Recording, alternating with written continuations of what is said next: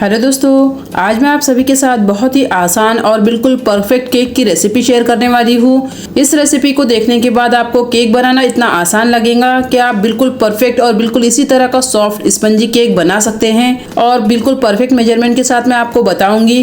तो चलिए रेसिपी शुरू कर लेते हैं। सबसे पहले हम यहाँ लेंगे 1 कप दूध। तो हमें दूध को थोड़ा गर्म कर लेना है। तो मैं इसे एक पैन में डाल रही हूँ। तो यहाँ पर मैं मेजरिंग कप से नाप रही हूँ। आप चाहे तो घर का कोई ग्लास या इस तरह से कटोरी ले सकते हैं। ये लगभग मेजरिंग कप के सेम ही है, तो आप कोई भी इस तरह का बर्तन ले सकते हैं। तो चलिए दूध को हम गर्म कर लेंगे। अब हम यहाँ लेंगे एक बाउल और उसमें हम डाल देंगे 1 कप गुड़। तो मैं यहाँ पर गुड़ ले रही हूँ। आप चाहे तो गुड़ की जगह आप चीनी भी ले सकते हैं या गुड़ का पाउडर भी ले सकते हैं। और जो दूध हमने गर्म किया है उसे डाल देना है। गुड़ को मैंने काट कर ले लिया है और दूध भी हमारा गर्म है, तो ये जो गुड़ है वो जल्दी से मेल्ट हो जाएगा। अब हम यहाँ लेंगे 1/4 कप देसी घी। आप घी की जगह तेल भी ले सकते हैं। जिस भी कप कटोरी से आप मेजरमेंट करेंगे उसका 1/4 कप लेना है, यानी कि 1/4 कप हमें यहाँ पर देसी घी लेना है। इसे हम डाल देंगे दूध में और ये सारी चीज़ों को हम मिक्स कर लेंगे। दूध हमारा गर्म है, इसके लिए घी को मैंने गर्म करके नहीं दिया है, ये अच्छे से मेल्ट हो जाएगा। तो इसे हमें लगभग चलाते हुए 1 मिनट के लिए मिक्स कर लेना है।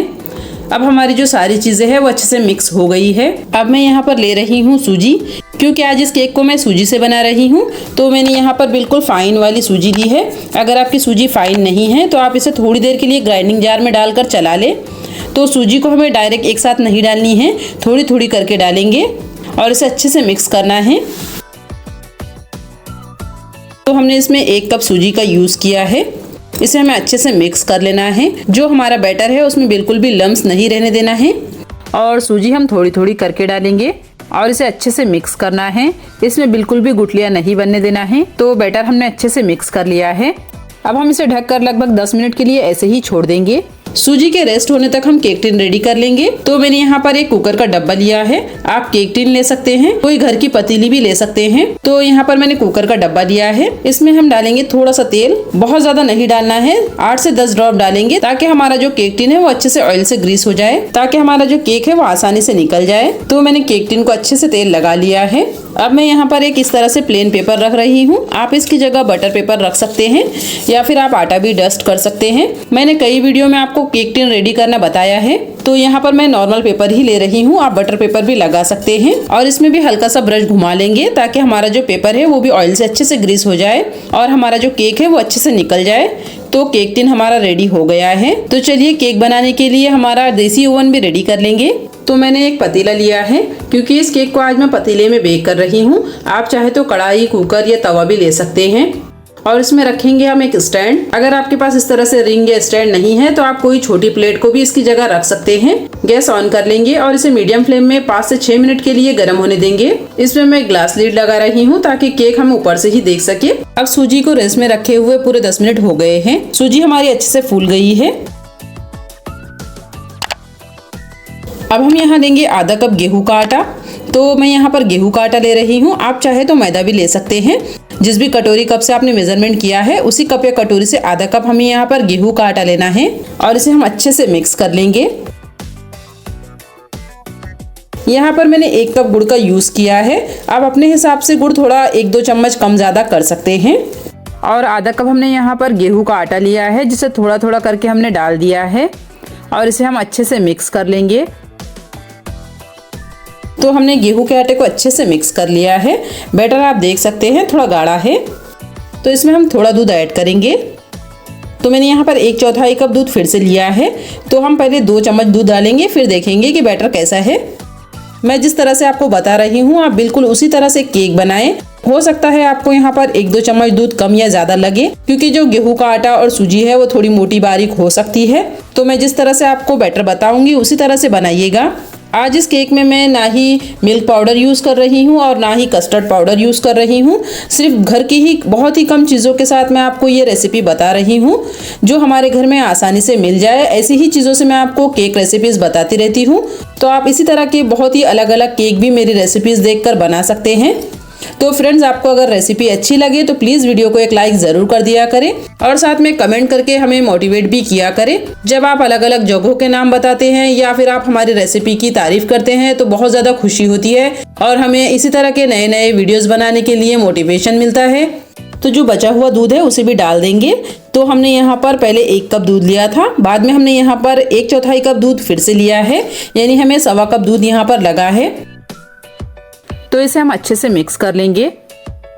तो यहाँ पर मैं 1 पिंच के करीब नमक डाल रही हूँ और आधा चम्मच मैं यहाँ पर वनीला एसेंस डाल रही हूँ। आपके पास अगर वनीला एसेंस नहीं है तो आप यहाँ पर इलायची पाउडर का भी यूज़ कर सकते हैं। इसे हम अच्छे से मिक्स कर लेंगे। अगर आप इस केक में चीनी का यूज़ करेंगे तो जो आपका केक का कलर है वो थोड़ा अलग आएगा। तो चलिए बैटर हमने इस तरह से अच्छे से मिक्स कर लिया है।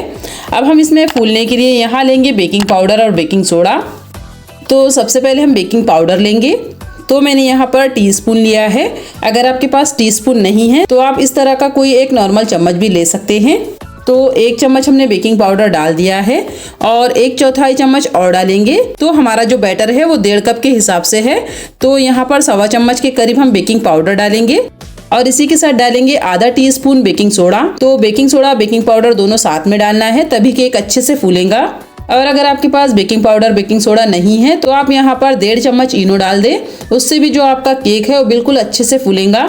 अब हम यहाँ लेंगे आधा नींबू। तो यहाँ पर हमें 1 चम्मच नींबू का रस डालना है, जिससे कि हमारा जो केक है वो बिल्कुल परफेक्ट बनेगा। अब इसे हम अच्छे से मिक्स कर लेंगे। नींबू का रस डालने से जो बेकिंग सोडा बेकिंग पाउडर है वो बहुत ही अच्छे से एक्टिव होते हैं, तो ज़रूर डालकर देखिएगा, आपका केक बहुत ज़्यादा अच्छा बनेगा।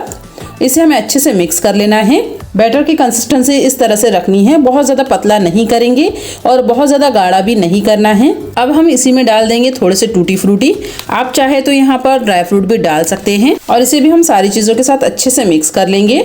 टूटी फ्रूटी ड्राई फ्रूट डालना बैटर में पूरी तरह से ऑप्शनल है। अगर आप लाइक करें या आपके पास हो तो डाल सकते हैं या फिर बिना डाले भी बना सकते हैं।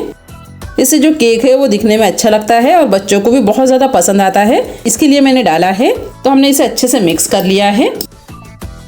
हमारा जो बैटर है वो पूरी तरह से रेडी हो गया है।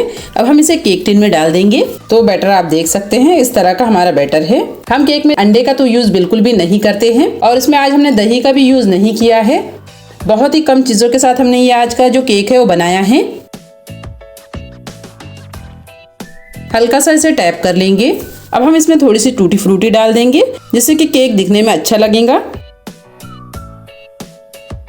और साथ ही में मैं यहाँ पर थोड़े से खरबूज के बीज डाल रही हूँ।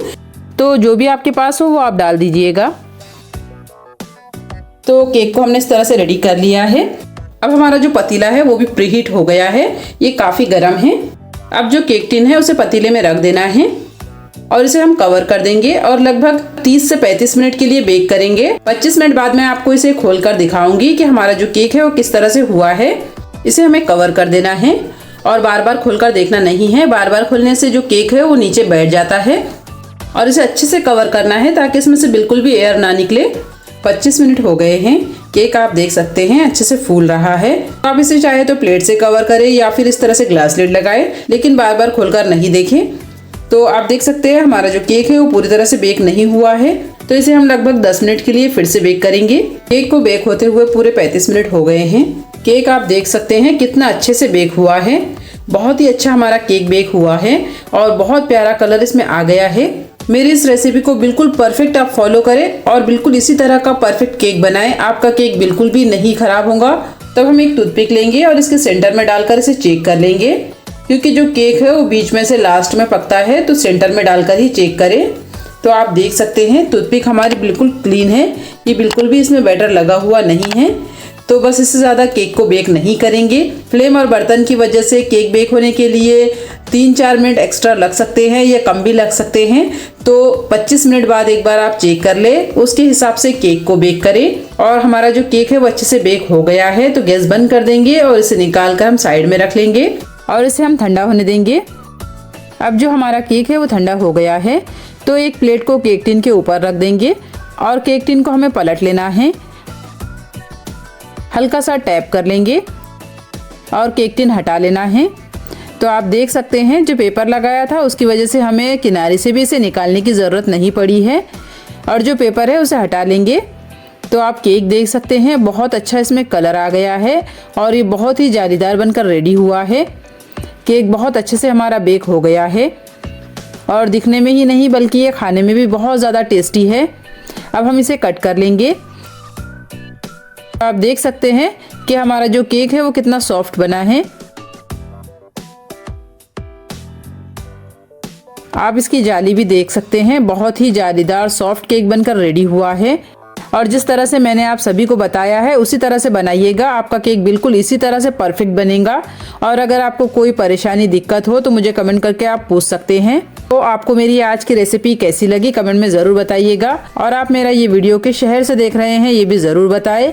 वीडियो अच्छा लगे तो लाइक शेयर कर दे और चैनल पे नए हैं तो चैनल को भी सब्सक्राइब कर ले। मिलते हैं ऐसी ही एक और आसान और मज़ेदार सी रेसिपी के साथ।